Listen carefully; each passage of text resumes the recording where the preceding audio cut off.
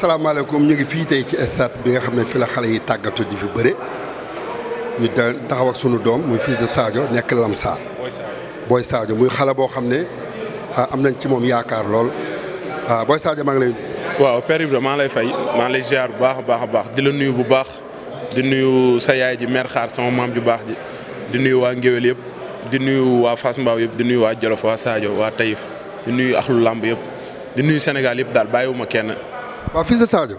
damaa dégg Boy Sadio damaa dégg ñu ne Boy Sadio am na 9 victoire xaw ma 8 victoire may leerlu ci yooyu ndax loolu am na wala déet. waaw Boy Sadio am na 9 combats am 8 victoire. ak benn défaite waaw. waaw kon nag il est temps gars yi bàyyi la xel nag bëreeg yow. dëgg la parce que xale nga boo xam ne am nañ ci yow yaakaar te da ngay doon xale boo xam ne xale bu nar a am avenir nga ci kàttanu yàlla na ko yàlla def. ñu bëgg nag tey jii képp ku fi taxaw ku ne. di nga ne suma soñet boo ma amee diw am diw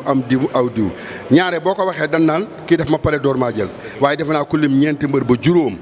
ñooñu defe naa ñoo ñëpp mënoo leen a jàpp ci dara loolu sa yéene nga wax rek pour bëree ak ñoom may laa ñi nga bëgg a bëreel ci làmb ji ñan la. waaw père bu loolu weesoo gars yi nañ bàyyi di wax Boy Sadio dafa naqaree wutal adversaire làmb ji maa fi ëpp adversaire. xanaa dañ laa ragal. mbër yi dañuy moytu bu baax a baax tey ku ci mel ne Bour Sine waroon nañoo mën a bëri balaa muy jëli général Malika même général Malika moom mu dem jëli waroon naa mën a bëri ak moom Kewel bu écrit Bawol war naa mën a bëri ak moom Njaaytin balaa muy jëli Giro Seras waroon naa mën a ñëw ñu bëre. fi ma lay daggee mooy lii mooy gëm sa bopp mooy nekk naa xale nekk ndaw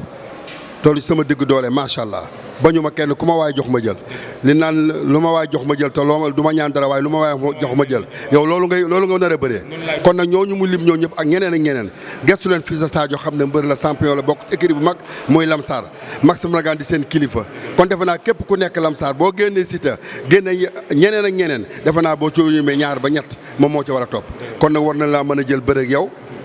ñi nga fi lim daal gisuma kenn koo xam ne war na la mën a delloo avance am waaw père lamb ji dafa am lu ko xaw a yàq da ngay gis mbër bu bëre ñaari combat ñu jox ko grand combat du indi mbooloo muñ mënul indee sat du bëre bu jaaxal nit ñi mais day am ay promoteurs yoo xam ne dañ commencé yàq lamb ji mooy promoteurs yu ndaw yi maanaam nañuy xool mbër yi ñu tëggal leen ñu bëre mbërëntaan bokk na ci lamb mais am na yenn combat yoo xam ne balaa nga koo def grand combat xoolal li ci ginnaaw loolu te gars yi du ñu fàttaliku démb. promoteur da lay jël di la tëgg petit combat ba ngay bëri spécial mu war laa tëgg grand combat jël la bëgg laa tëggaat spécial wala mu bëgg laa tëggaat combat bu ndaw